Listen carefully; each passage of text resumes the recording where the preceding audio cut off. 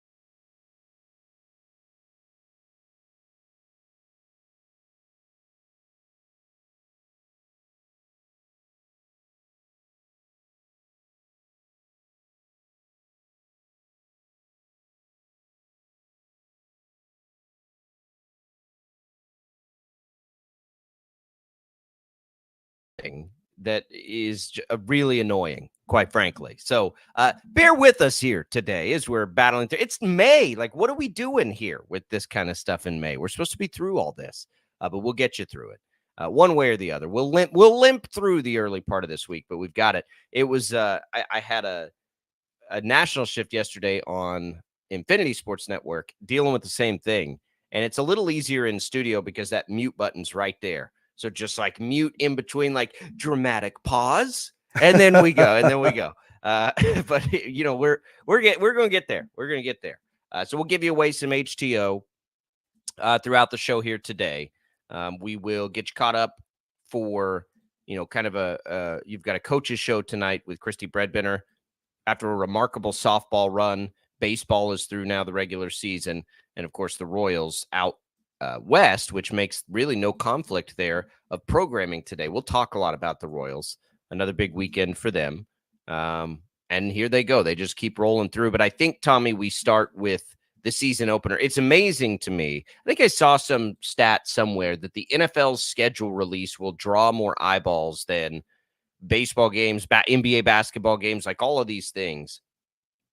And we are just like, we cannot get enough NFL. There's Rashee Rice stuff happening that we'll get into, new developments there that are sort of emerging. But we can't get enough NFL. And lo and behold, this morning, the news of the opener, and like all the text threads are chattering about it. Like everybody's all consuming on this stuff. And we knew it would be the Chiefs. We did not know who they would play. And there was some debate on how big a matchup they go with here. Last year they went with the Lions, right? And so it wasn't the most headliner, but you got to try to find a home game. Now, I think a lot of people thought they'd cross over to the NFC again, and people had been pointing to like Tampa, and I'm like, Chiefs, Tampa? Like, it's fine, but like you got to give me more than that. And so they go Chiefs Ravens. They go real big. They go AFC Championship game rematch, and a game that could have massive implications next year is played in week 1. Personally, I don't mind that. I think that's fine. They all count the same. So yeah, let's get going on the NFL season with two of the biggest stars at quarterback, two of what we assume will be the best teams in the league next year, and a game that, down the road we look back at and say it meant a lot. Now in the NFL, that's a fool's errand to look back too far, but it will have implications. These are probably two teams that will be in the mix for home field throughout the postseason and all those sorts of things. So I love it. I love going big in the opener for the NFL. I like the tradition of giving the champs the home field in every game, and then you find their opponent. And I don't mind going big on that first one. I don't care if it's a division game. I don't care about any of that. Just explode into the season, and this will be a great way to do it. Probably not a better one that they could have picked, honestly. Well, I call it the Hollywood Brown revenge game. I mean, of course, he had the chance to play, for the Ravens for a few years. That's where he, really broke onto the scene before he went to Arizona and, didn't really have a great tenure there. Playing for the Chiefs and, getting a chance to go take on his former team. I think that's going to be fun to watch and watch the way that Kansas City tries to utilize him. And I would imagine because it's against his former team, there's added motivation there, and it's a rematch of the AFC Championship game. The Ravens are going to get a chance to watch the Chiefs hang another banner, and so I think all of that and knowing how big the AFC competition looks to be moving forward. There's no, in my mind, better way to start off the season than taking on the team that you beat to go to the Super Bowl. So I'm totally on board with that. I know that there were arguments about, well, why don't we have a Super Bowl rematch, or why don't we try to find, a team that we think will win the NFC and have them take on the Chiefs? I don't know. I feel like this is probably the best possible scenario for Kansas City to kick off the season as far as generating eyeballs, back to the NFL to kick things off for the entire year. Well, you want star power in that setting, and you're not going to get any more star power than Lamar Jackson and Patrick Mahomes. You're just not. And it is by record the best opponent that the Chiefs will play this season. Other options for home games, right? Because you don't want to put the Chiefs on the road there. There has to be some incentive, because you could have looked at, the Niners in a rematch, but you had to go to San Francisco to play that game. The Bills potentially becomes a game, but that's on the road this year. I mean, Chiefs-Bills probably would have been the preferred choice, but that's a road game this year. They get the Bengals this year. You could have gone with the Bengals. That would have been the other one I looked at as the big-time game that, it may be early and you may like to play that later in the year. But to me, it was always Bengals or Ravens. Chargers with Harbaugh there, play that early, and Herbert. There's just no guarantee those teams are good. But I'll tell you the other one that had a lot of interest and could have been a different way to go. I don't know, better, whatever. The Texans would have been a really interesting choice to thrust C.J. Stroud into that spotlight. But I think what you don't want in your opener, if you're the NFL and you're a decision maker, at least if I'm there, is a blowout in the opener. And I'm not saying I think the Chiefs are going to blow out the Texans when they play next year, but I think there's more of a chance the Chiefs blow out the Texans than the Chiefs blow out the Ravens. The Chiefs blowing out the Ravens at any point seems not that likely. And so I think that becomes a safe choice in that way too. There are a lot of, this is a safe play by the NFL. You're almost certainly going to have a fantastic game with all kinds of star power coming into the start of the season. There's a better chance that all the stars will be available for these teams. And it's a great way to get things going in the NFL's ultimate. This is one of the biggest opportunities for the league to showcase what it's got. And not that we need that, but man, this is just right. That was the pick. If I had to pick any of them, I would have picked that one. And I think I would have put the Texans at number 2 and the Bengals at number 3. And what we don't know is how effective, and I think he'll probably be fine, but we don't know for 100%. How effective is Joe Burrow going to be in week 1 of the regular season? Coming back from all the injuries that he suffered last year, done for the entire year, all of that. You've got 2 known quantities in Patrick Mahomes and Lamar Jackson, neither one of them coming off of any kind of significant injury, and it's a rematch of the AFC Championship game. Had Burrow stayed healthy, I know they had struggled by the time he went down with that injury, but they were kind of trending up before he got injured. It could have very well been Kansas City and Cincinnati, facing off in the playoffs. And, there would have been that drama and storyline. I think overall there still probably is with what the Bengals are trying to do to Kansas City's dynasty. But yeah, this is the safe choice. There's not another option that I think would generate eyeballs as much as this matchup to kick off the season. And you mentioned the Texans. I love what DeMeco Ryans did in year number 1. CJ Stroud looks like the next superstar in the NFL, the next young quarterback to really take it, a step further. And that's great. And I absolutely appreciate what Houston did a year ago. And I think that they continue making strides. I think that they'll be back to the playoffs this year. I think that they will win that division this year. All of that, that's great.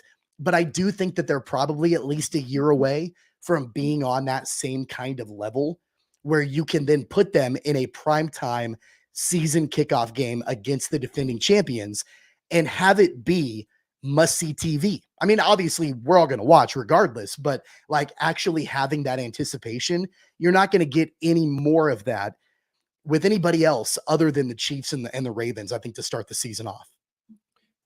No, there's no question. And I'm with you on the Texans. I think across the league, the Texans have the biggest, and I don't think this is going to happen, but I think as far as like possibilities of happening, their regression is the most likely, right, of the good teams last year. I think they're trending in the right direction, but it all went really well for them last year. And yeah, Stroud looks like the next big superstar. I will be pretty surprised if that game doesn't still end up in prime time somehow. I think if you, and the schedule comes out in totality on Wednesday, one of probably 2 of 3 between Bills, Bengals, Texans are going to end up in prime time, I would think. But honestly, Tommy, because after you get through this opener, you just throw home field out the window. You don't care about that anymore. And so as you look at the schedule, there's always the opportunity to get the Chargers in prime time against the Chiefs. I don't think you're there this year with the Broncos or the Raiders, even though they were better than the Chargers last year. But I think you're safer with the Chargers there. But Buccaneers gives you that opportunity. But, those are the home games. But, man, you can go Bills. You can go Browns. You can go Steelers. You can go Niners. You can go Bengals. You can go Texans. Like all of these really good games that would have been possibilities if you didn't have to have them play at home still become primetime options, and they will. I would be pretty surprised if on the schedule release, we don't see the Chiefs in prime time another pre-scheduled, at least 3 more times. And it might be more than that.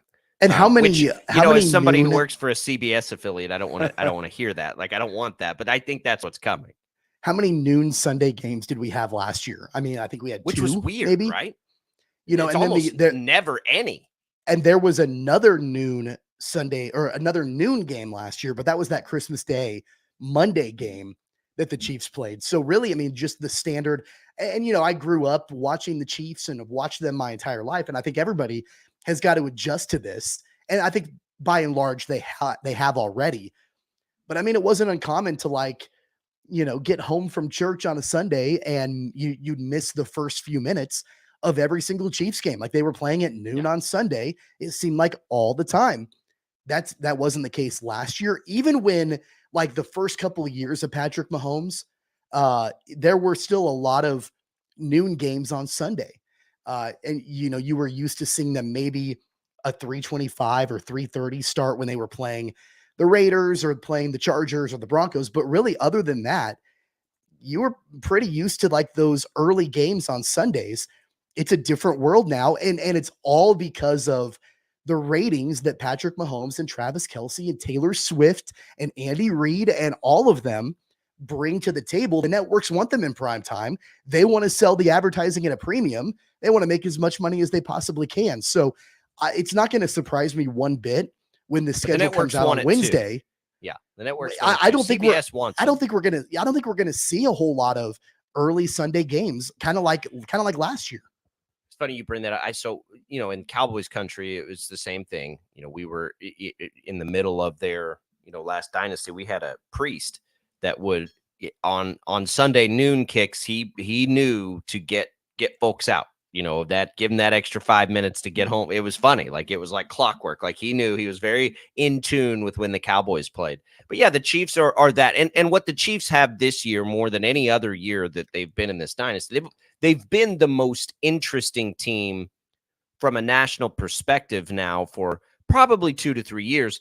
Aaron Rodgers challenged that last year, certainly. And then that was a big big dud. The Jets won't have that sort of momentum going into this year. And I don't know that there's a close competitor to the Chiefs this year when you combine all the star power they have, the Taylor Swift thing, and the fact that they're going for a three-peat. This could get a little wacky with their schedule. CBS will fight, tooth and nail to get them as many times in that late window on a CBS that they can. But I mean, if you're NBC, if you're ESPN, you want them as often as you can get them. Did they play Monday Night Football last year? I mean, it'll be, so ESPN's going to want to try to get one if they can. I don't think they'll get put on a prime Thursday. So then you've got Sunday Night Football. They're already on one in the opener. I would imagine it's at least two more and a Monday Night Football. And so, and then you've got the holidays. Does the opening game count? I mean, that doesn't count as a Sunday Night Football game. That's a Thursday night game. Right, but I think it counts for like NBC's allotment. I think. Okay. But I'm not 100% sure on that. And we'll see. Like, again, I personally, I prefer the Chiefs on a Sunday afternoon over everything else. That's just me, though. Like, if I had to pick their spot to play, I prefer it to be on a Sunday afternoon. In fact, I kind of like a Sunday noon because I'm usually like, I sort of, my week on a Sunday, like on Sundays, I watch football and I cook food for the week. You got to kind of on a Sunday night, maybe we got something going on Monday night, maybe you got something going on. So I actually prefer them to play on a Sunday, either in the noon or the 3 window.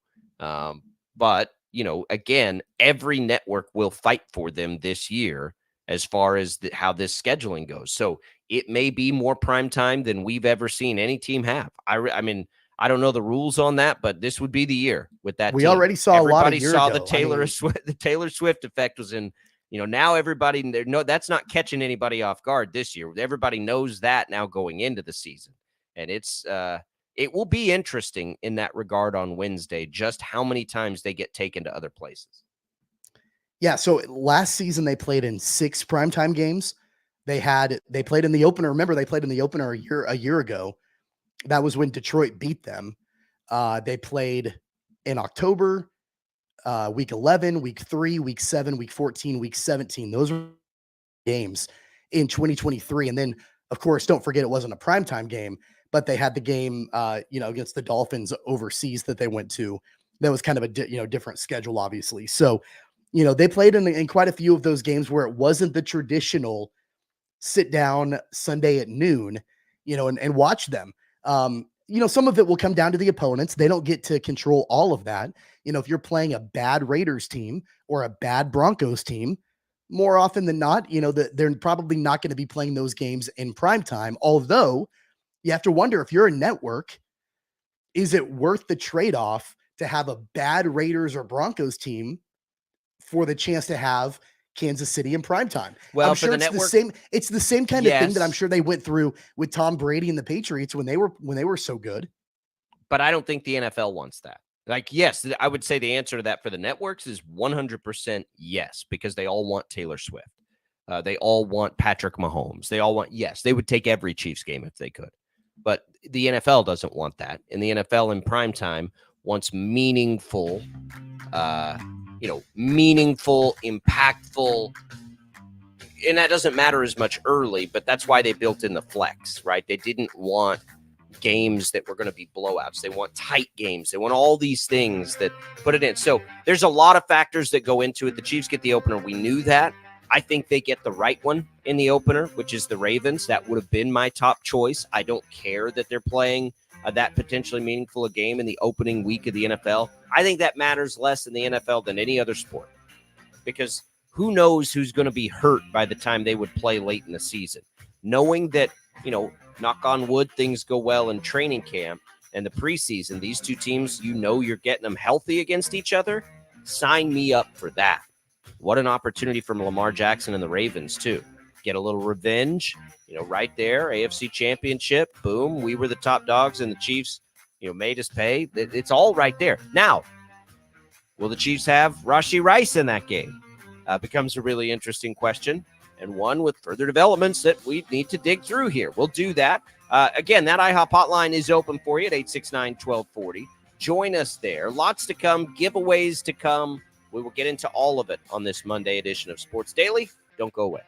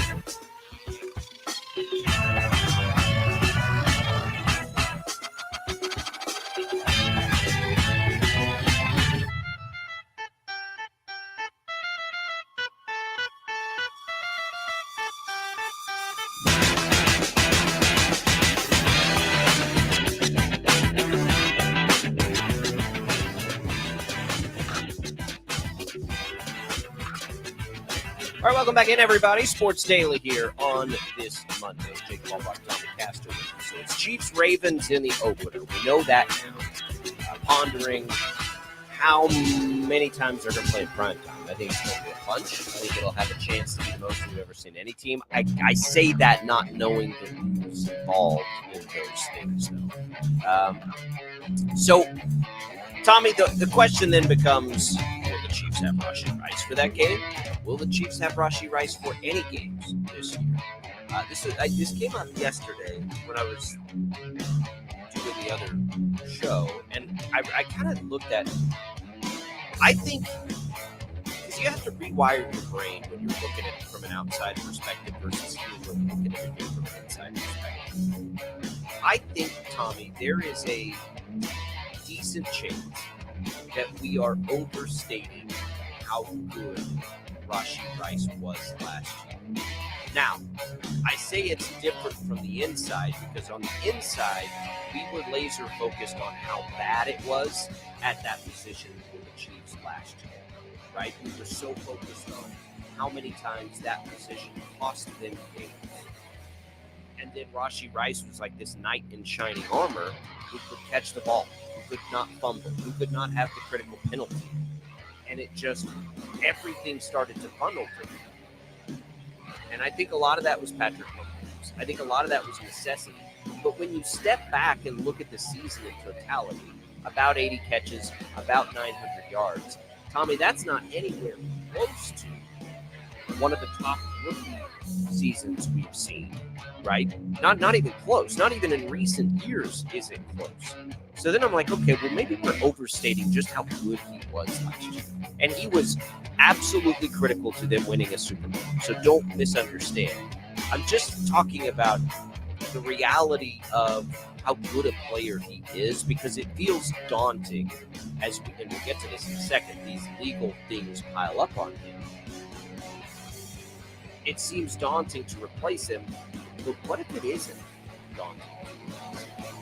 You know what I mean? Like, I think if you looked at it from the outside, probably you'd see a receiver that in his rookie year was pretty good, right? But when you take away all the emotional aspect of it, as from a Chiefs fan or people who follow the Chiefs, he was a pretty good rookie season. Wasn't fantastic, wasn't otherworldly. I think some of it was inflated by necessity through Patrick Mahomes. So I honestly, and this isn't good news for him, I think with all the situations he's facing, he probably is more replaceable than we're painting this when all of this stuff off the field first starts creeping in. I think that there's a decent chance that's reality. I disagree with you. I think that there is absolutely the mindset that he was going to take a big, large step forward in his sophomore season, because we saw flashes of him being one of the better, maybe even one of the best receivers in the NFL in his rookie year. He didn't do it consistently. He didn't do it throughout the entire year.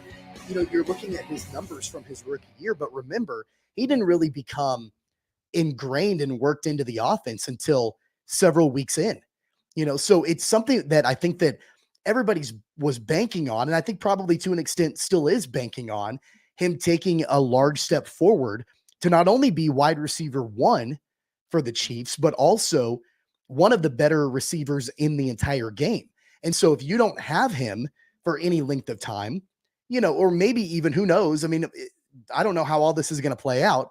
They may not have him at all, you know, then that is a pretty sizable hole. And I don't think it's just the fan base either. I think it's the front office. I think it's the coaching staff expecting him, because of those flashes we saw in year number one, to take that step forward and become an elite wide receiver. I mean, there's a reason why they didn't re-sign Marquez Valdez-Scantling. There's a reason why they didn't re-sign McCole Hardman. There's a reason why Sky Moore and Kadarius Toney have fallen down the depth chart, because they, I think, believe that Rashee Rice, before all of this drama and off the field stuff happened, that he could actually fill that role that they have been trying to find somebody to do basically ever since Tyreek Hill left Kansas City. Not exactly that, but you know what I'm saying, like be the top target outside of Travis Kelce. to take some pressure off of Travis. So I do think that there is that. I don't think it's a situation where the Chiefs are saying to themselves, okay, I mean, he was pretty good in year number 1. He'll probably be pretty good in year number 2. So it's really not that big of a deal. We can replace him. I think they all thought, okay, he was pretty good in year number 1. He's going to be great in year number 2. I think they look, I'm not trying to say they weren't counting on him. I'm saying the reality of his replaceability. So he was 53rd in the NFL last year in yards per reception. And I look, you said it took a long time for him to get ingrained into the offense. By week 3, Tommy, they were targeting him 7 times a game. So I don't think it took very long. And again, I just am trying, like, I feel like there's a slight filter because of how bad everybody else was and how necessary his development was to them winning a Super Bowl. All very important things. But he was a big part of the offense pretty early in the season. And then by the end of the year, he became this, like, they weren't throwing to anybody besides he or Kelsey, right? By the end of the year, that's just sort of the way they ran their offense. But it wasn't like he's nowhere near the top of the league in any receiving category. And what my bigger issue with his unavailability, and again, we're going to get into that, is the role he played. I don't know who on the roster fills that role, right? Who directly can do, what he did. Is anybody that they have now capable of playing that role on this team? I think the answer to that for me is probably a no.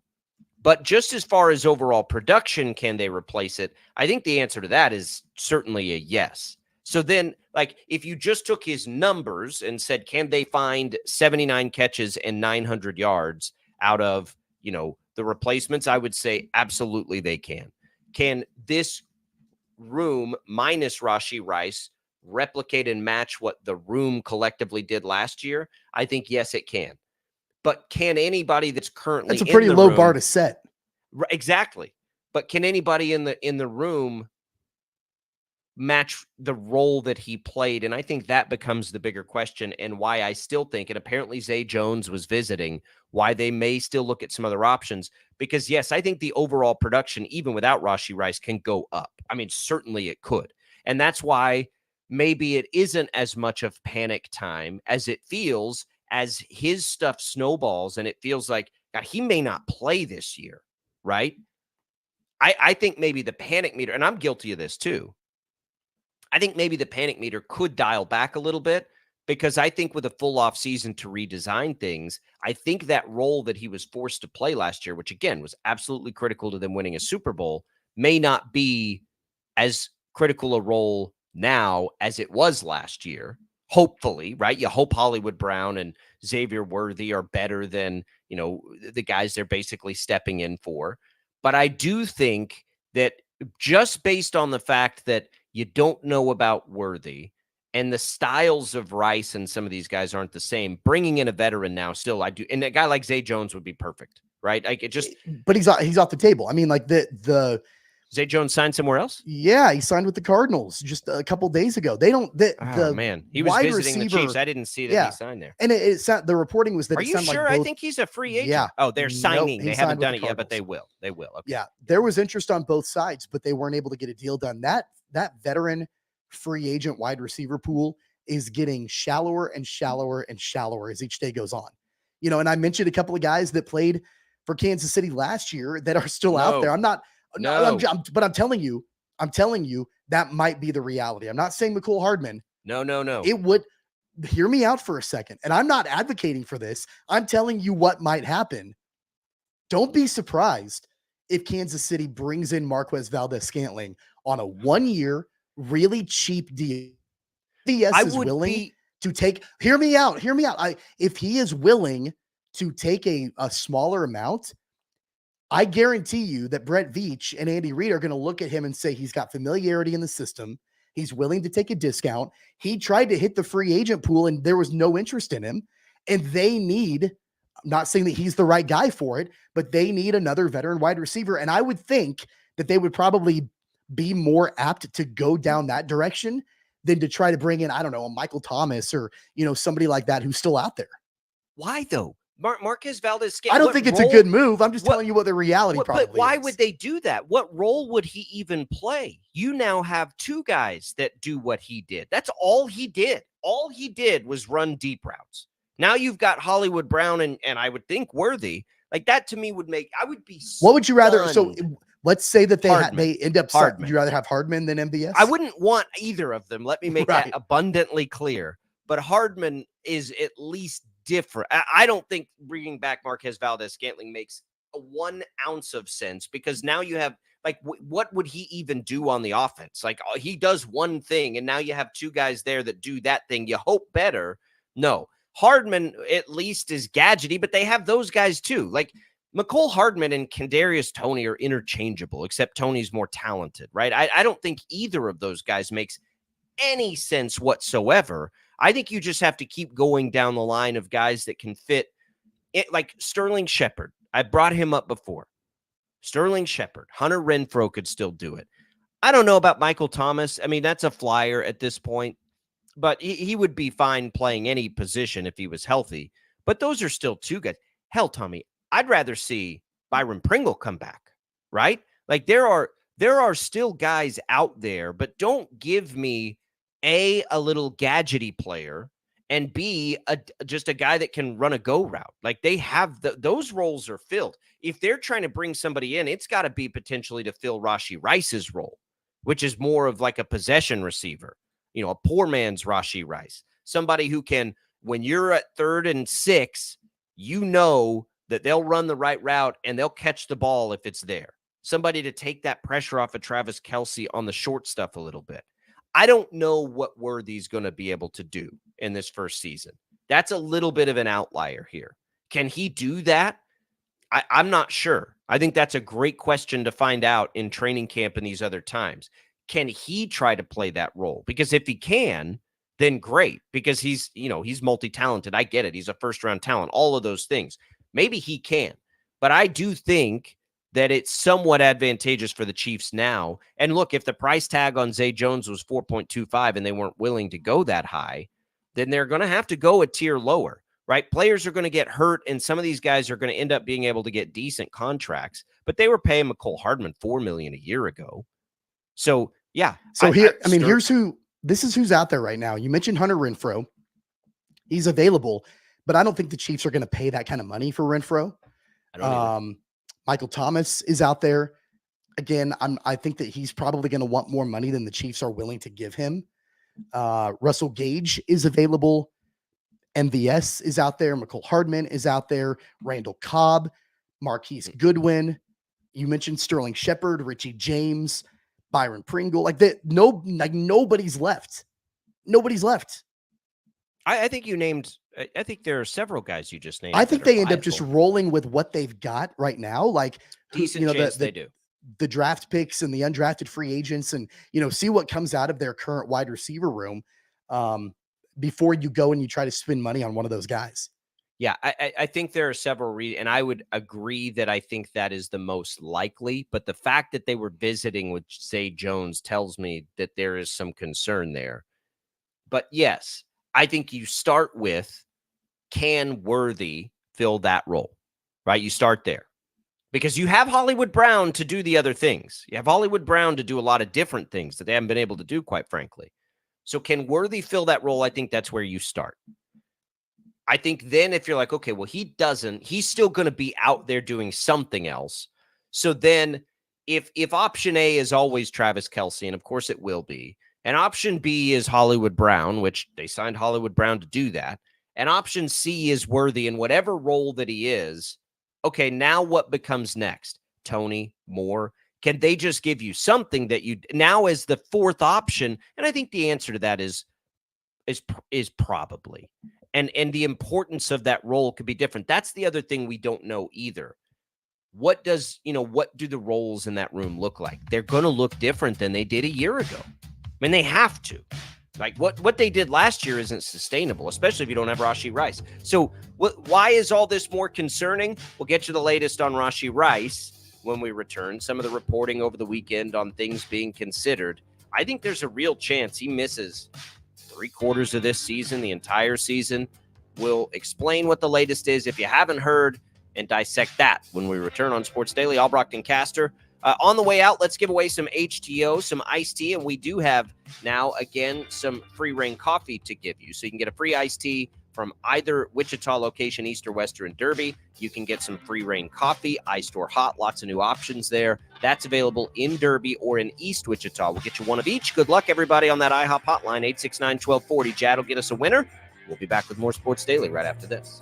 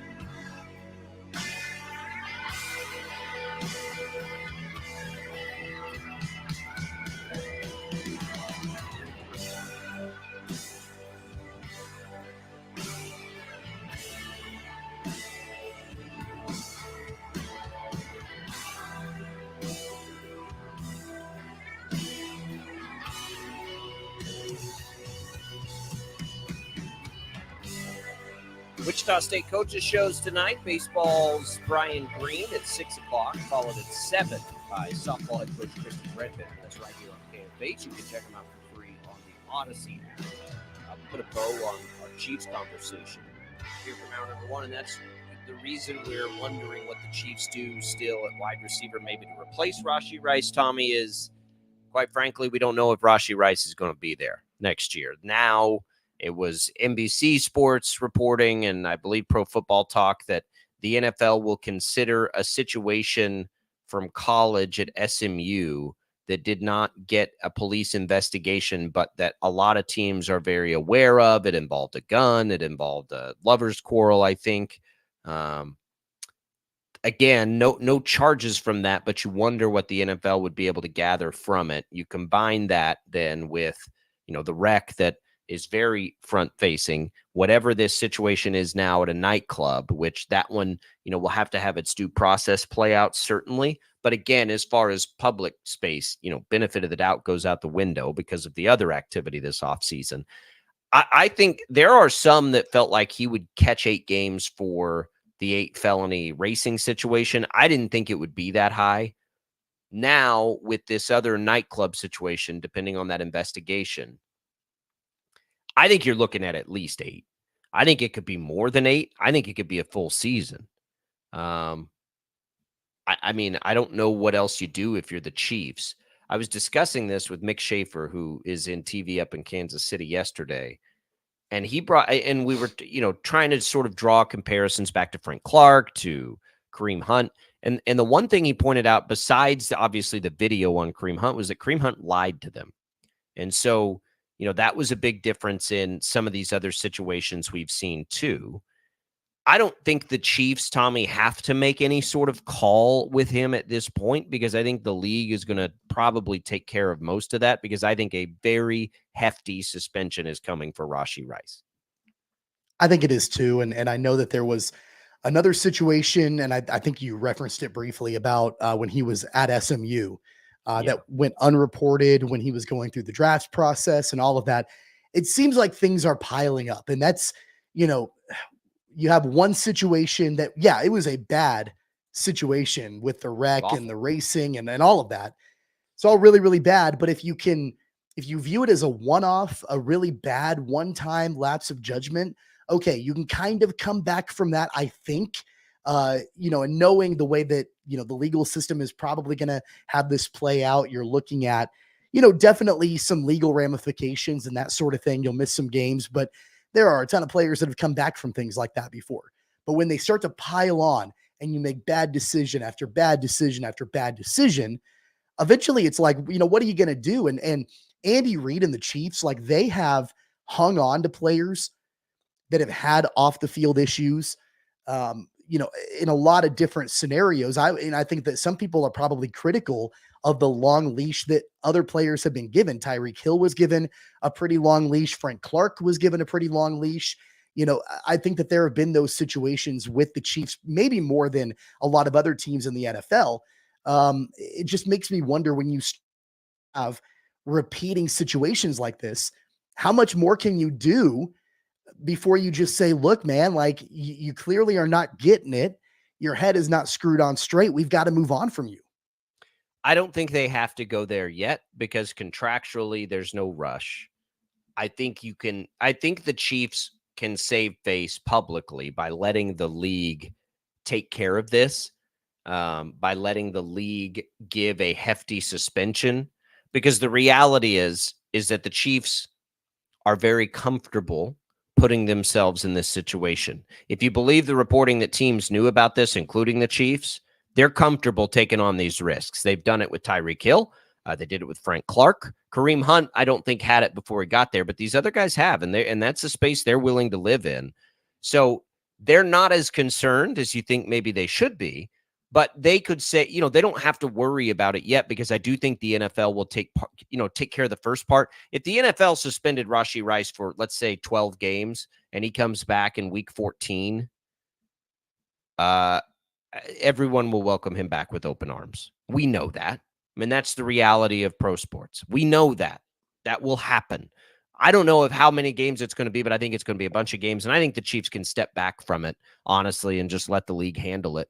And because there's no contractual, like he's on a rookie deal. The other thing for Rashee Rice, by the way, he's about to catch another lawsuit. He ain't got any money, guys. Like he was a 2nd-round pick. Like he does not have the money to cover these lawsuits he's going to face. Like he is in a world of hurt outside of football. And hopefully all of this is the eye opener for him. And he can get his head turned, get things turned around. All right, let's come back. Royals fans, here we go. Hour number 2. We're going to spend a lot of time on those Kansas City Royals. Adam, congratulations on winning the HTO iced tea and free reign coffee. We'll be back. Albracht and Castor, Jad Chambers producing more Sports Daily right after this.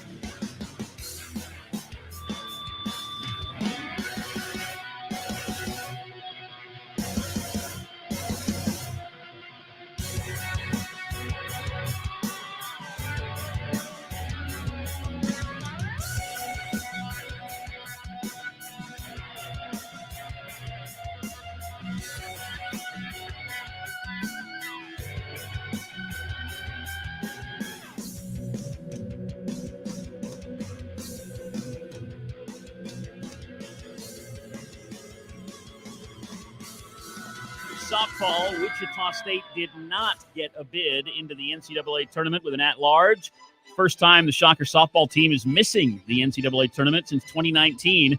According to the selection show telecast, the Shockers may have been one of the first 4 teams left out trying to get that at-large bid into the NCAA tournament. Here on a Monday, it's Shocker Coaches Shows night. Brian Green's show with the head baseball coach at 6 o'clock, and then the Christy Breadbender show with the Wichita State softball coach at 7 o'clock, both right here on 97.5 and 1240 KFH. Kansas City Royals are visiting the first-place Seattle Mariners at 8:30 tonight right here on KFH. The Royals have a 3-game lead for a wild card spot. Brady Singer on the mound for the Royals tonight, 3-1 with a 2.36 earned run average. The Royals won again yesterday at Los Angeles, beat the Angels 4-2. The Royals have won 4 of their last 5. I'm Ted, the Sports Head.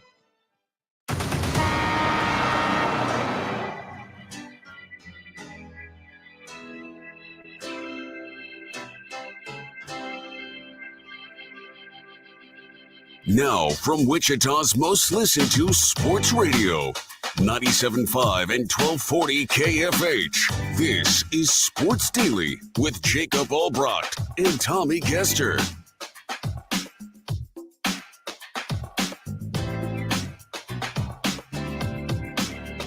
All right, everybody, hour number 2 here on a Monday, Sports Daily. Albracht and Castor, glad to be here with you. We got Jad Chambers driving the ship, man in the IHOP hotline, which is, of course, brought to you by IHOP. You can visit IHOP and try the new If movie-inspired menu flavors like the magnificent French toast sandwich. Sounds delicious. I had that the other day, by the way.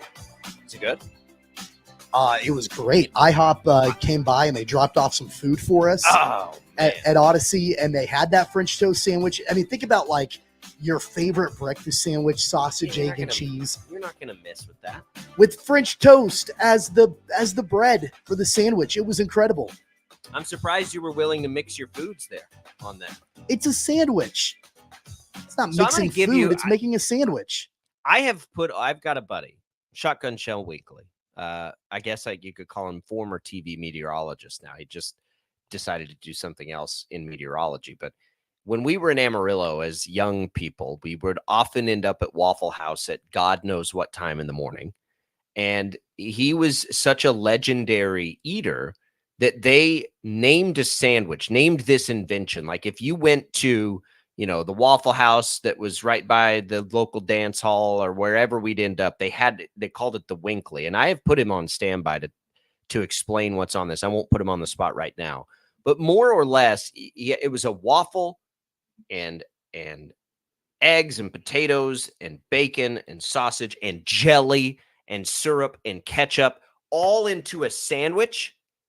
And it was amazing. It was so good. Now, if I ate that now at 3 a.m, I'd be out for a while. But any of those type of breakfast sandwiches, I'm in. Because of this legendary Winkley sandwich, this secret Waffle House 3 a.m. menu item that was created. I'll get down on any breakfast sandwich. Really, I'll get down on any food mixing that is, possible. I don't understand your aversion to food mixing. I went to a hibachi grill last night for Mother's Day, took the wife. They literally just take everything and mix it together. And I know you like hibachi, so how do you, in your psychotic mental food state, discern what constitutes as proper food mixing and improper food mixing? If they fit together as part of a meal, then I don't have an issue with that. So, for example, you told me you don't like them to touch on the plate. That's different than like mixing it all together into one thing. Like, okay, if I'm at a hibachi restaurant, it's fine with me if my fried rice gets into like the steak or the chicken that I've had at the hibachi grill. Is. That's perfectly fine. I'm not going to object to that at all. Like chicken fried rice, and then you've got steak and vegetables. Like it's all. But if you've got all of that, chocolate pudding on the side, why would I put the chocolate pudding in my hibachi? Nobody's saying put chocolate pudding, but you act like, because you don't, you make fun of soup and everything. And I'm like, well, soup is just everything mixed together in a bowl. Those are two different arguments. Like I'm very particular on what my arguments are. Soup as a meal is one argument. Completely separate from that is I don't like my food to be mixed or Can touched. You give me an example of when you don't like your food to be mixed again, please? Yes. Okay. So breakfast, for example, where we were on the IHOP topic, let's say I go to our friends at IHOP and I order a big old stack of buttermilk pancakes. Okay. Mm-hmm. And I pour the syrup all on top of my pancakes. It's delicious. It's great. But I also have eggs on that plate. I don't want the syrup to touch my eggs. They're two different flavor profiles, and I would rather have my eggs on a separate plate so I can eat them and not have to worry about Were the there syrup eggs on your French on toast sandwich from IHOP? No. You wouldn't put. So you're out on like a sausage egg McMuffin. No, I like that. I'll eat that. I don't understand. I'm genuinely confused. They're two different flavor profiles. I don't but know they'll how go I together. Could be any more clear. So okay, how about a McGriddle? That has eggs, pancake, or the buns of a McGriddle. It's got the flavor of the syrup, but you're not dousing the whole thing in syrup. That's not the way So that works. You wouldn't take that IHOP French toast sandwich and give it a little dip into a syrup container. Probably not. I ate it plain. I don't know if I would really do that. They're two different flavor combinations. I don't know. I don't know what to tell you. How will you know if you don't try it? How do you know that wouldn't be good together? Look at me. If you're watching the video stream, does it look like I'm a picky eater? I'm not a picky eater. There's nothing I'll eat better a lot than of when the different syrup things. Gets all over everything. No, I love when the syrup gets on Okay, other so stuff. That's how I know that bacon and syrup is so good. Okay, the reverse example of that would be I've got the eggs on my plate and I've got pancakes sitting there. And let's say they're over easy eggs, which I really like. I don't want the yolk of my egg to get into the pancakes that I'm eating. Like it's two different flavors. I don't want the yolk. So and the syrup to what mix. about a piece of toast? Like you're not mopping up the over easy egg with your toast? Sure, I am, because that's toast. That's bread. Pancakes are like a kind of like a sweeter, like dessert. They are, but once you put syrup on them, they are. Sure, like it's basically okay. So if it was a plain pancake and I'm not putting anything on it, okay, sure, maybe I'll mop up the egg yolk with my pancake. But if I'm creating what I like with the butter and the syrup and all of that, like I want that separate from like my eggs, or like I don't want if I've got strawberries on my plate, I don't want the strawberry juice to get into eggs, like I got to keep it separate in that way. It's like I'm talking to my middle daughter right now is what this is like. This experience is like that. Your poor wife at dinner time. Like, oh, sweetie, sorry, my food touched. You're going to need it. I know you don't send it back. You'll power through. This conversation brought up another great one my wife and I argue about all the time. You said the yellow stuff of an egg. Now say that word again for me. Yolk. How silent are your L's in because I say yolk and I catch heat for that. Yeah, I think you're saying it wrong. I mean, it's a completely I think I could L. be. I think I can be. I'm not so, my argument is what James K. What was our president of the United States, right? Polk, right? Polk. Okay. Yolk. I'm not sure how silent that L is supposed to be. I will concede that maybe I've hit the L too hard there. But man, that one gets heated with us. And so you've got it as totally silent. I just wanted to make sure. Yeah, totally. I'm not sure. Yolk. Like yolk, like you pronounce it Y-O-K-E. Like yeah, it's like Yoka-Cola. It's like woke. Right, yeah. Except like it's spelled with up, an L. But I yolk. I eating the yolk of an egg. Right, but it's spelled with an L. It's not spelled like woke. And the only other word that I can woke. The only other word I can think of that has the common spelling is the former president, James K. Polk. Polk. And here's the thing: in Amarillo, there's one of the main drags there is Polk Street. So it's a very normal. I didn't randomly pull that. It's a prominent street name in the town I grew up in. But that's what I've always modeled yolk after because it's spelled the same. What do you guys, by the way, chime in because I'm curious to know. Anybody with me on the yolk train? Or is everybody, Jad, where are you on yolk versus yolk? You do not pronounce the L. You do not. God. I'm listen, again, I am very willing to be wrong on this. It's not one that I'm going to die on that hill for. Let's go to the phone lines. We've got another Tommy that wants to talk about bacon. Hey, Tommy, welcome into Sports Daily. How you guys today? I love stealing bacon off my girlfriend's plate, but she puts syrup on it so that I won't steal it because she knows I won't touch it if it's got syrup on the bacon. It's just no longer any good. Tommy, can I ask you a question? Absolutely. What the hell's wrong with you? Okay. That was harsh. That was harsh.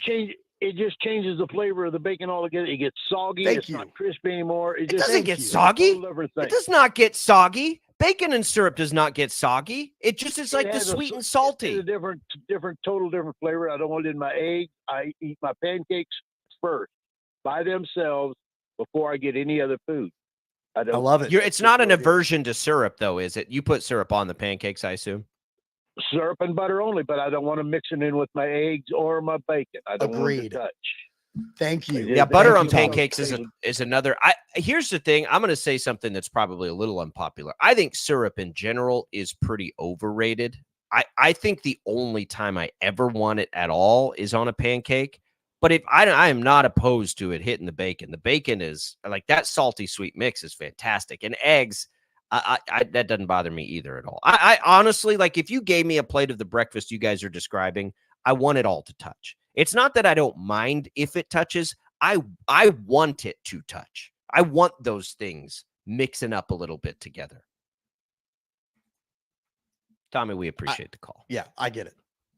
All right, let's talk Royals here. Tommy Castor. By the way, you can always call the program, 869-1240. Really quick. What's up, Chad? Really quick.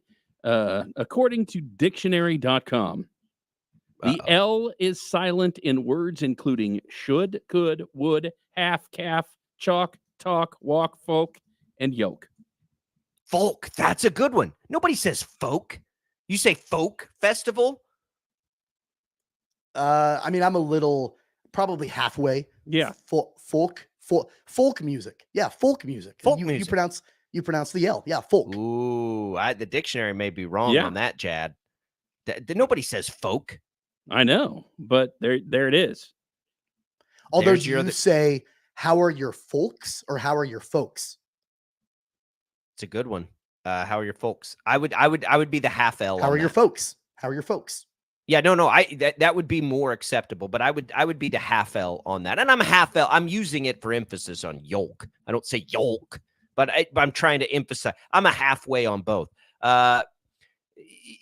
Folks, let's hit the Royals here. Thank you, Jad, for looking that up. And I knew I was wrong about that, so I was hoping that nobody would look that up. 4 of 5, Tommy. You heard Ted mention it really feels like it should have been 5 of 5. And I say that only to say it's good to watch winning baseball again. Because when you only win 4 of 5 and think, man, that should have been 5 of 5, that's when you're having fun with a baseball season. And Cole Reagans was not good again. And look, I don't think Cole Reagans is apparently, Tommy, I think at this point just prone to a bad outing. I think he's a young pitcher, and I think that's totally fine and acceptable as long as those don't snowball. And the last time this happened to him, it did not. So I would say my level of concern there is 0 at this point. But then there comes the Grizzly veteran of Lugo. And as good as Reagans is and has been, he has not been as good as Lugo this year. Lugo's been one of the best pitchers in baseball.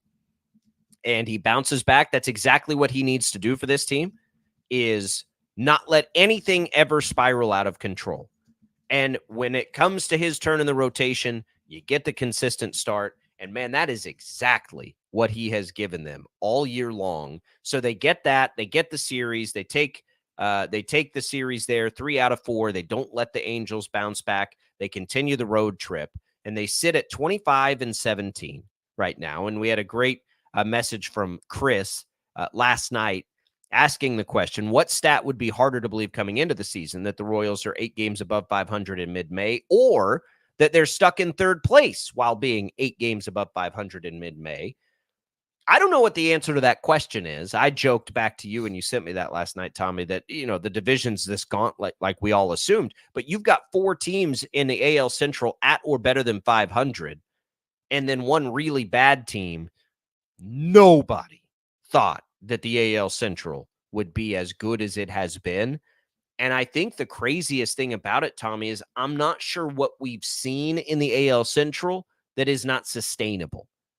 Like, I don't think all of a sudden a couple of teams are going to come tumbling down in the Central. I think the Royals and Tigers are clearly on the ascension. Cleveland is doing what Cleveland always does, and Minnesota is probably top to bottom the best roster in the division, like we thought they would be, who happens to now be playing up to that height. I think it's here to stay. I think the division's good. The White Sox suck, but everybody else is pretty good in this division. And I don't know how much urgency that's going to put on things, but I think it has to enhance it just a little bit if you're the Royals. Yeah, the answer to Chris's question from last night is definitely the latter. I think it's more shocking that the Royals are 8 games over 500 in May and they're in third place in the division. Right, yeah. I think that's more shocking because I think we all knew that, or at least had the hope or the expectation that the Royals would be better. They'd be improved. I don't know. I mean, I certainly didn't think that they would be 8 games over 500 in mid-May.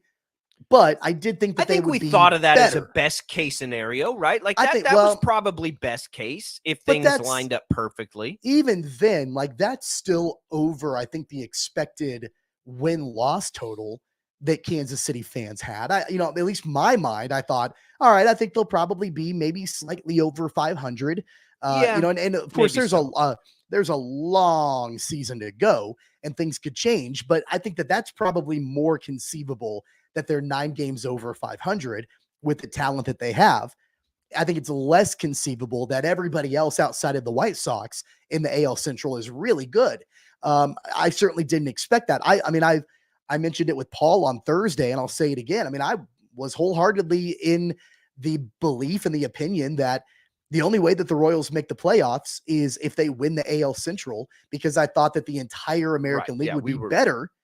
Totally. And I think they certainly, if this keeps up, I think they're for sure a favorite to get at least a wild card spot, if not win the division. So what we saw from them over the weekend against the Angels, I think pretty impressive, other than the one game from Cole Reagans. Seth Lugo, in my opinion, should be, as of right now, the front runner for the Cy Young. Again, it's very, very early. But he was incredible yesterday. The number of pitches that he threw, Ken points that out on our video stream. He threw 9 different pitches over the course of that game. And his curveball was probably the best I've ever seen it. And maybe the best from any pitcher in baseball this year. The amount of spin that he got on that curveball was phenomenal. Got an ERA of 1.66 right now. He's the best pitcher in the league. He might be the best pitcher in baseball through the first month and a half of the year. And I don't know if that's sustainable, but we're not seeing anything that says it's not. It will go down as one of the better, like if this continues, it will go down as one of the best offseason value moves of all time. Absolutely. And they've made a couple of them.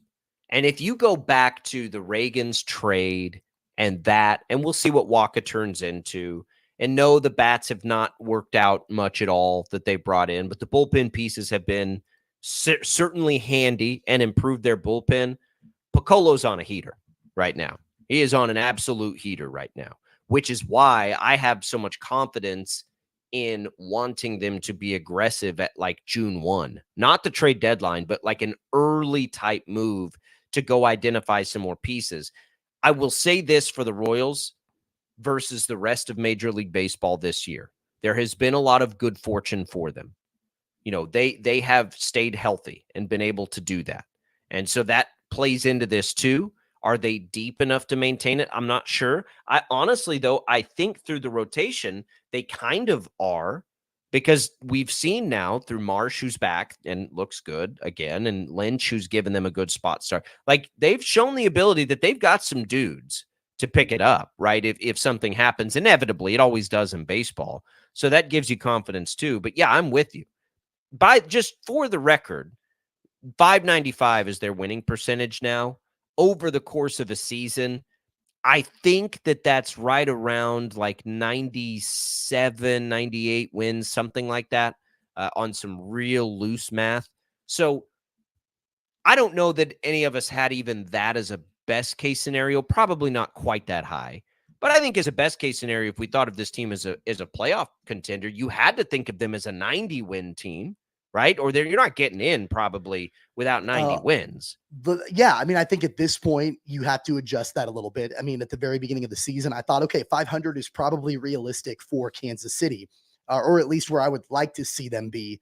At this point, yeah, I mean, you have to bump that up. If they're 8 games over 500 right now, and let's say they play 500 baseball the rest of the way, then you're talking about what, a 85 win season, 85 wins or so. If you've got, if you just play 500 ball the rest of the way. So I would say that. And by the way, last year in the American League, 90. Last year in the American League, 85 wins would have not been enough wins to get into the postseason, just for the record. Last year, your wild card teams, the Blue Jays, 89 wins was the lowest team. Rangers had 90. Rays had 99. Twins won the division at 87. So nobody that made the postseason in the American League had fewer than 87 wins. And really nobody fewer for what matters to this conversation, nobody to 89. So I think 90 has to be the target baseline. And they're ahead of that pace, by the way. Again, they're ahead of that clip right now. They've got to maintain that. I think what's become really interesting is the part we all thought that they would have to win the division. I'm not even sure that's as likely as making a wild card. And I don't think that's a bad thing necessarily. You kind of catch it both ways. Like, you love that the Royals are good enough to compete for a wild card, yet winning the division seems less likely perhaps than it did, because again, I don't know what we're seeing right now in the AL Central that won't hold through to the end of the season. The Tigers are probably around a 500 team, but they're ascending, right? The Guardians and Twins are both good. So are the Royals. It is a horse race right now in Major League Baseball in the American League. Like, if you go across it and just look at the teams, there are 2 that I think are not going to be there. 3, I'll say 3 that won't be there in the end. And I think everybody else will be. And the Royals are right there with any of them, and you really feel good about their chances.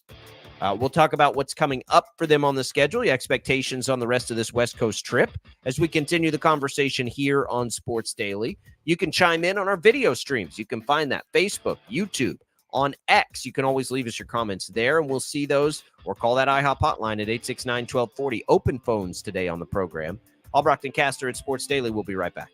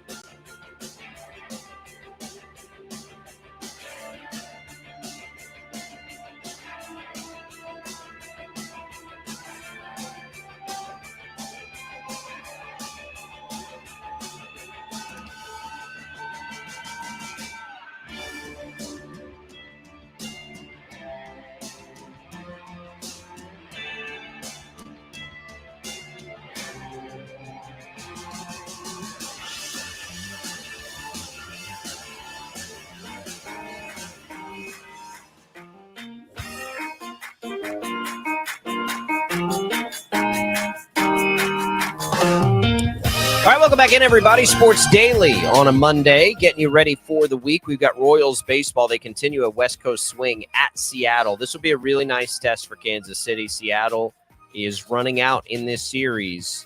You could make the case for that Seattle's got a ton of starting pitching, quite frankly. They're good.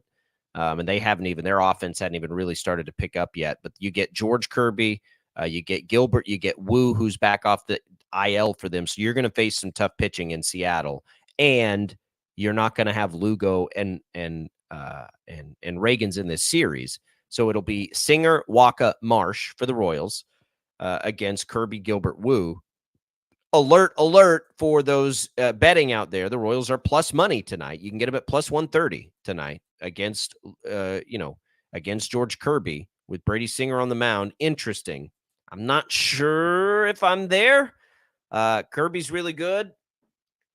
I don't know. I get real intrigued anytime I can get the Royals on plus money so far this year, but we'll see. This will be a good test for this team, Tommy, because they are going to get loads of pitching at them in it without their top pitchers going for them.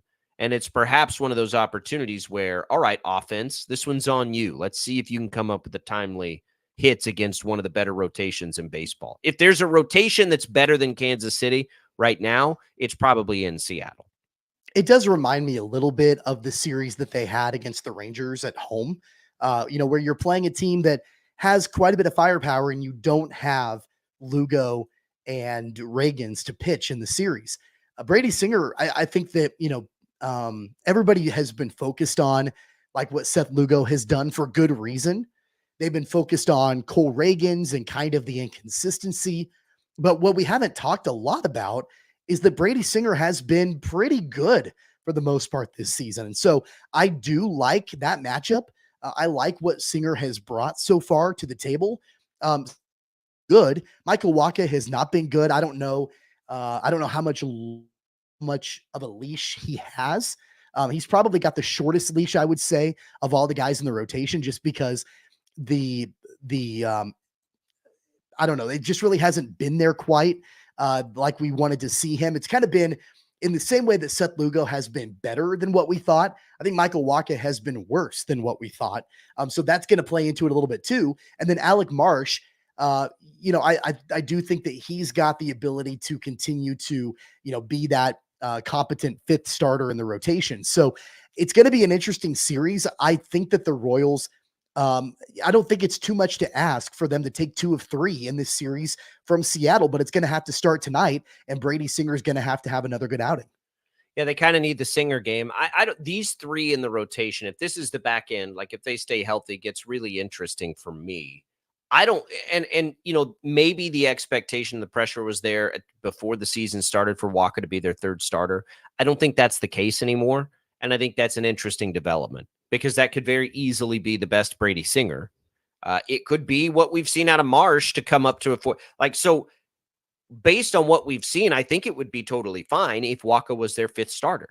The one thing they've got to have Wacha do is be the veteran, the other veteran in this rotation. You need him to get you innings. You need him to power through. Yeah, he might have to take the loss, but he's going to get you the innings. You're on a long road trip right now. The bullpen might need a breather. That's got to be his role, wherever it slots in. And maybe his ERA is a little bit too high, certainly higher than you'd like it to be. He's still got to be able to get you those things. This is one of the veterans. You got to be able to power through this thing and battle through. And if you get rocked a little bit early on, settle down and still get us the innings we need you to get us. They're on a long road trip right now. They had 4 against the Angels. And they're going to get 3 now, 7 straight days against the Mariners before they get a day off and come back home. They're going to get into that Wacha game tomorrow and really need Wacha to probably stretch that start out a little bit. So I don't know what his role ends up as far as where does he, does he give them, again, it's fun to think about these things. If the playoffs started today, does Wacha give you a playoff start? Probably not. I mean, honestly, probably not. I don't know that he does. I think right now, in that sense, you'd slot him at 5. Do I think it's going to stay that way? I mean, honestly, I hope so. right? I hope it does, they do have, because that means Singer and Marsh are healthy and still pitching well. So I hope he does end up as their fifth starter. They do also have Chris Bubich, who is working his way back to the major leagues after his injury. And will he be able to come in and take a rotation spot? I don't know. Daniel Lynch, in a couple of spot starts, has looked better than he did a year ago. He's probably not ready to be in that rotation full time, but there are a couple of players that are going to be nipping at the heels where, there could be an argument eventually to be made if Waka continues to struggle, to make a change in that rotation. Offensively for Kansas City, I know that there's been a lot of talk and a lot of conversation about the overall consistency of the offense, especially once you get, past the number 4 spot in the lineup. I saw a stat during the game yesterday that I don't have it, memorized or anything, but they were showing the top duos in Major League Baseball from a runs and then an RBI perspective. Like the player that has Salvi, doesn't it? It's got the, the player that's got the most runs and then the player immediately following that has the most RBIs. And Witt and Salvi, it's up there like number 2 or number 3, but then Witt and Pasquantino, they're right there also, those two.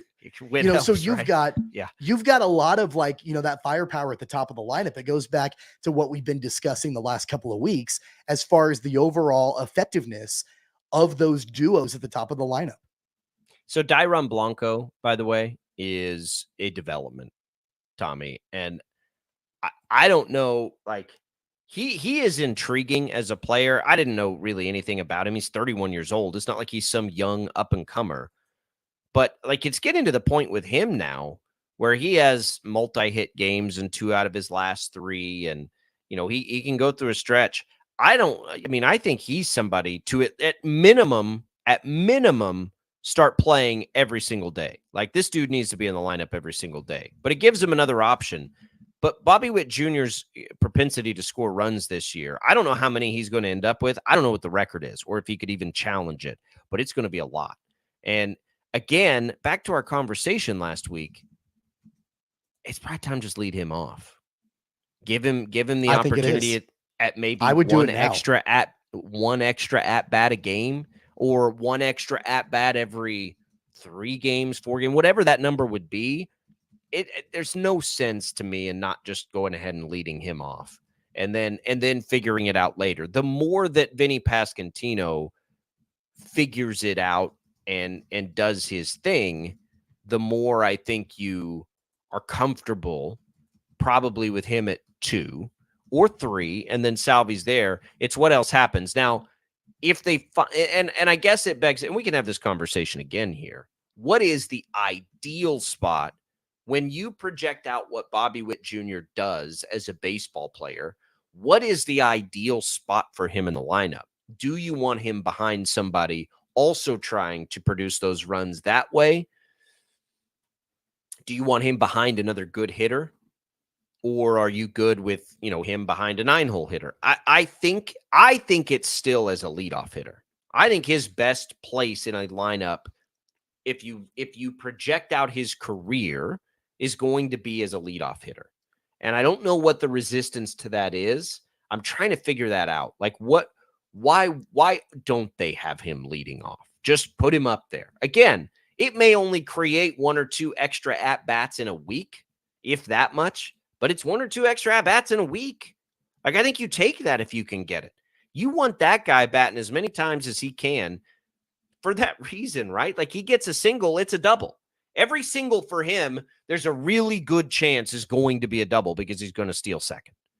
The fact that that's back in baseball, by the way, I am so flippin' excited about. But you've got this dude. If he's on first, he's very likely on second. And then what happens? A single scores him. That's why you see, look, Salvi's got a chance at 140 RBI this year.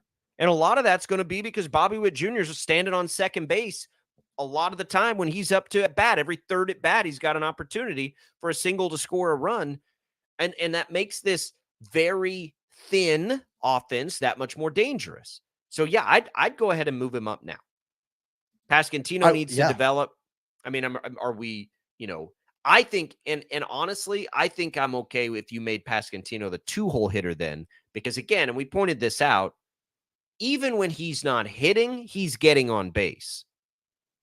There are a couple of X factors. I like Michael Garcia more as a pop guy in the middle. I don't know about Dairon Blanco, although I think we probably need to start paying attention to it with him.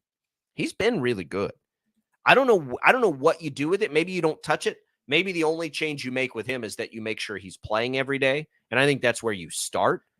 But you know who else was honestly pretty solid this weekend against the Angels? I mean, both Michael Massey and Hunter Renfroe were okay. You know that they're not knocking the cover off the ball, but they're doing okay. They're going to let Renfroe work through it for the same reasons. I think you'll see Michael Wacha stick in the rotation. The Royals have a lot of money invested in Michael Wacha, less in Hunter Renfroe, but a lot. I think it was 2 years, like $32 million on Wacha. If Wacha's healthy, he's very likely in that rotation. Renfroe, let me look up Renfroe's contract real quick. But Renfroe's going to get the playing time and get every opportunity to work through it because he's on a contract, right? That's still 7.5. He's at 5.5 this year with a player option for 7.5 next year, which he would almost certainly take, or a $1 million buyout. So I think that there is some pressure to let him work through it also financially, and that's just the financials of baseball. So Renfroe is probably going to have a spot.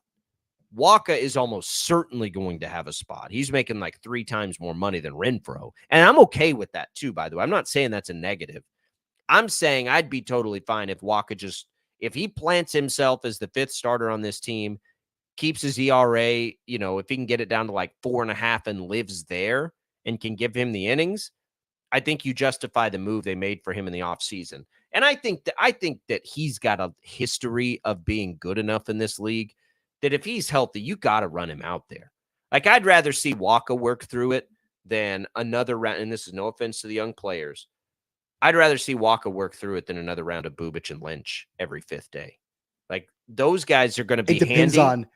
It depends on how much Wacha continues to struggle. Well, and I know he's got a 6 ERA, then get him out of there. But I don't think that's going to happen. And I understand the hesitation to make a change of the amount of money you're paying him. You're not going to hit on them all. The fact that they signed Lugo and Wacha and one of them is good. Okay, good. You got Lugo. Yeah, it's going to be difficult to hit the lottery twice. I don't think their financials afford them that luxury, though. Like, I don't think they can afford big swings and misses. Yeah, but are you okay then with trotting out a guy that's gonna put you in a bad spot with your bullpen on May 13th? He goes out there on May 13th. I am. Yeah. Okay, but let's say Bubic is ready to go in mid-June or early July. But what is ready to go? Ready to rejoin the rotation. Like, at that point, right. I feel like, look, like we've invested money in you, Michael Wacha. You're obviously, grinding and struggling and trying to work your way through things. Let's move you to the bullpen temporarily. Let's have you, we still want to use you because we're paying you. So maybe as a long reliever, at least for a while, as you continue to work through this and see what Bubic can give you coming back from injury. Yeah. Bubic has not ever been that good. Is what I'm saying. Like, it's not like Bubic is some, world beater that's ready to come back and explode. Now, he may develop. He's just 26, which is the beginning of a pitcher's prime. But in the 2 years where he's been healthy enough to make starts, he had a 5.58 ERA most recently in 2022, and he was 3-13, right? And he was allowing 1.7 basically runners per inning. He was not good. He was worse than Wacha is now. So I'm going to need to see way more out of Bubic at a different level or whatever to say he's ready to take Wacha's job. I just don't think he's ever shown us anything that would give us that indication. Okay. I know that Bubic, he's not a world beater, to your point, and I get that. And of course, there are a lot of unknowns with him coming back from injury. Will he even be slightly effective? And I'm not advocating that the Royals make a move with Michael Wacha right now, but he's going to take the bump this week on the road against the first place team in the AL West. We'll see how he does. We'll see if the struggles continue or if he's able to work his way through it. And I think that, maybe I don't know, give him maybe another month. Really, that comes down to what? 3 or 4 more starts, 3 or 4 more times through the rotation. And then at that point, if you've got an ERA, I know you said an ERA of 6. If your ERA, I think, is over 5, and you're not, let's say that over the next month, there's not a single quality start that he has. Well, then at that point, yeah, you're kind of forcing the Royals' hands. You've got to then at least look at what it might look like to not have him take the mound to start a game every 5th day. But who are you replacing him with is my point. You mentioned Bubic, but Bubic has been basically that his entire career. Like, that's what he's been too. So I'm going to need to see it from Bubic before I'm ready to just hand him that job. And we're not going to see that by June 1st. Bubic has got to go make starts somewhere too. And so does Daniel Lynch. Like, I love that Lynch came up. I love those younger players. Wacha has had basically I'm going to call it 2 unusable starts this year where he didn't even get into the 5th inning. For what he needs to do for this team, we can call those are throwaway starts that did you no good. Every other start, he's gone at least 5. And by the way, in his last time out against the Angels, he was good. He was really good. 6 innings, 2 runs. So, and he's had several of those starts too. He's had some duds, but he's also had some really good starts. I don't think we're anywhere near Michael Wacha territory needing to be fearful for his job. I'm not saying right now, but a month from now, maybe. And I think you've got to be able to. I just don't think a month from now they're going to have a replacement for him, though. Daniel Lynch is there. Daniel Lynch is in AAA. You could make a move, maybe even as a spot starter type guy until Bubic is ready to roll in the rotation. I'm not even going to suggest that Chris Bubic is going to be better than Michael Wacha. I'm just saying that I don't care what the Royals have paid him. If this continues for the next several weeks, then at that point, I think you've got to contemplate what are your other options. Maybe not forever, maybe not for the rest of the season, but to at least give Wacha a break from taking the mound every 5th game. You can't, I don't care if he's your 5th starter or not, you can't trot out a guy who's going to give up 5 or 6 runs in 4 or 5 innings every game, not get a quality start, make your bullpen work overtime, and lose for the team when you've got a squad that's battling to try to make the playoffs. I don't care if it's May or it's September. You can't do that. I agree with that, but that's not what Wacha has done. He's giving you 5-6 innings every time he trots out there. All but a couple of times this year has that happened. And the track record between Wacha and Bubic and Lynch, it's not even comparable which of those 3 guys has been better over the course of time. And Wacha's much older than those players are. But Wacha before he came over to the Royals, Tommy, like his last 2 years in Major League Baseball, he has been really good, like really good. And so Bubic and Lynch have never been even remotely good. So I think your leash on Wacha versus turning it over to those guys is a mile longer than it will be. I need to see those guys go to the minor leagues and be good pitchers in the minor leagues for a little while before I'm ready to put him in the major leagues over Michael Wacha. That's all I'm saying. As long as Wacha's given me the innings, the beauty of what's happened this year is, and this wasn't the expectation coming in. By the way, let me just as another asterisk say, I think Wacha's going to turn it around and be pretty good this year. I think that's going to happen. But even if it doesn't, you've got these other 2 guys in Singer and hopefully Marsh, if he's healthy, that have lessened the role you needed Wacha to play. Now, I actually think Wacha is going to come back and get more toward his career averages. And if that happens, then we're not going to be having this conversation when the time comes. If he comes back and gives you what he's given his last 3 teams, his last 3 seasons, we won't have this conversation. He'll be fine. He's got to do that, and they need him to do it because he's going to be going up against a good Mariners team and against another good starting pitcher, and we'll see if the Royals can do it. Man, how much fun is it to have a team that you can look at and analyze and talk about every day? It's been too long, Royals fans. What do you think about all this? 869-1240, let us know. We'll come back. Last full segment of Sports Daily right after this.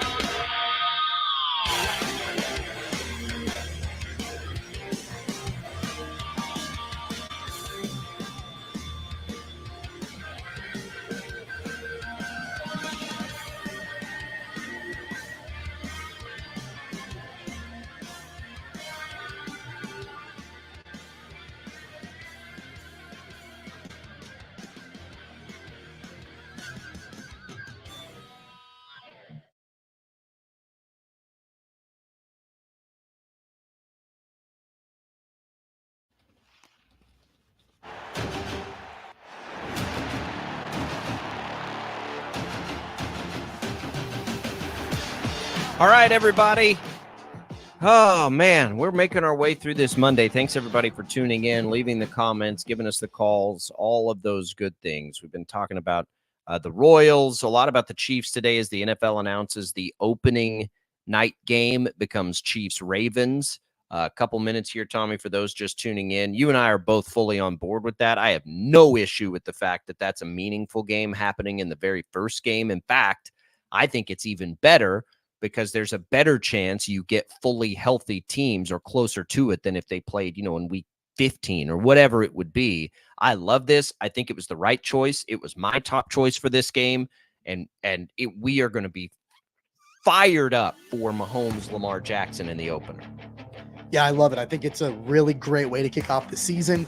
You really jump into it head first from game number 1. So I'm on board with it. Let's go. I can't wait. It'll be fun. That one coming, I believe, on September 5th. It'll be the Thursday night game. All right, we'll come back. We'll tell you what's on the network today as we wrap up this Monday edition of Sports Daily.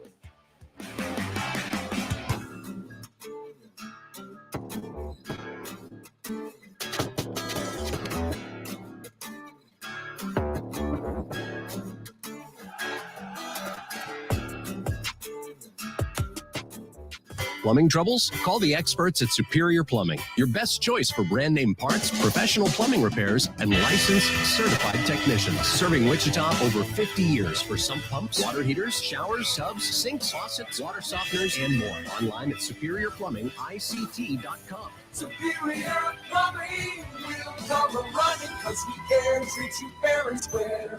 And our name says it all. Superior. 684-8349. Are you ready to experience the best ticket on the Korn Ferry Tour? The Wichita Open is back and better than ever. Don't miss the party atmosphere surrounding the 17th hole and the opportunity to see top talent and future PGA pros from around the world. The daily Wichita Open VIP ticket gets you exclusive access to the Wichita Open party deck on the 17th hole with food and full bar service included for just $125. Hurry, tickets are going fast and availability is limited. Don't miss your shot. Join us June 13th through 16th at Crestview Country Club. Invest in your comfort with quality home furnishings and bedding from Crazy J's. Living room, dining room, and bedroom groups, bunk beds, futons, day beds, and accessories. All at the best prices in town, guaranteed. Delivery setup and special financing available. Make your money go further at Crazy J's Furniture and Sleep Shop. East at 1026 South Oliver, west at 604 North Tyler. Or online at crazyjsfurniture.com. Crazy J's Furniture and Sleep Shop. The safest deal in town. Does your parking lot or driveway have potholes or other liability concerns in need of repair? Call 316-990-5855 today for a fast, free estimate. Pave the Way are the leaders in the pavement industry, specializing in asphalt and concrete paving, pavement repairs, and routine maintenance. Call 316-990-5855 today. You'll be glad you did. Pave the way. Kicking asphalt every day. Toppers Plus Truck and RV will hook you up for trailer and RV season. Get receiver hitches, goosenecks, fifth wheel hitches, brake controllers, and trailer wiring to ease the towing of your boat, cycle, RV, or lawn equipment. Choose from Topper ends of hitches, including B&W hitches, Curt, and Draw Type. Need to take your vehicle camping with you? Toppers Plus has Blue Ox base plates and tow bars. Get trailer season ready at Toppers Plus Truck and RV, 333 Northwest Street, or toppersplusks.com. Make your truck work for you. Mostly cloudy with a chance of thunderstorms this afternoon with a high of 73. Weather brought to you by Robert Half. 9 out of 10 hiring managers are having difficulty hiring today. Robert Half is here to help. At Robert Half, we know talent. Visit roberthalf.com today. Looking for a new show to dive into? Well, go to Hulu and see what's new, because Hulu has new stuff all the time. Like the full season of FX's epic limited series Shogun, FX's new international spy thriller, The Veil, starring Emmy and Golden Globe winner Elizabeth Moss, and don't miss the all-new crime series Under the Bridge, inspired by shocking true events and starring Riley Keough and Lily Gladstone. It's all new and it's streaming right now on Hulu. Family Talk with Straight Talk. You give and you give. It's time to get with Straight Talk Wireless.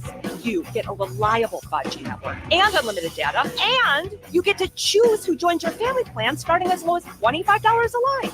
Does it have to be family? It can be family or people you like. Get more lines and more savings. Switch to Straight Talk for family plans starting as low as $25 a line per month for 4 lines. Find us at Walmart and StraightTalk.com. For network management practices, visit StraightTalk.com. Family plan discount. 4 lines, all on the Silver Unlimited plan. Taxes and fees apply. The KFH Studios, powered by Devon James Injury Lawyers. Call 888-8888. That's 888-8888. College baseball yesterday. The final home game of the season for Wichita State, hosting Charlotte at X Stadium. Shots a huge 6-run, bottom of the 7th inning. Holding on after that, Mike Kennedy with the call right here on KFH. Fans on their feet. The Shockers are 1 strike away from a sweep of the series. Big come-from-behind effort today. They trailed in all 3 games in the series. The 1-2 pitch struck him out swinging, and the ball game is over. Hunter Holmes joins the strikeout parade as Shocker pitchers finish it off with another strikeout. 12 strikeouts in the ball game for Shocker pitching. They win it 7-2 in a big come-from-behind victory and sweep the 3-game series. Go to 27-26 on the year. And Shocker baseball now with a 5-game winning streak. I'm Ted the Sports Head. You can take KFH Radio with you anywhere you go. Listen now on the Odyssey app. Wichita's most listened to sports radio, 97.5 and 1240 KFH. All right, everybody, that's it for a Monday. Great show. Thanks for tuning in. You've got the Brian Green Show, Shocker Baseball, tonight at 6 o'clock. Christy Breadbinner Show at 7, and then the Royals out west at 8:30. Bob and Jeff here locally from 2 to 4. Jim Rome immediately following us. We will be back tomorrow with much, much more. Looking forward to it. Make sure you stay tuned for your chances to win prizes and everything else. You can go back and listen to anything you missed in lots of different formats. Tommy, enjoy the day here today. Yeah, sounds good. We'll see you back here tomorrow. Tommy and Chad, I'm Jacob. See you then.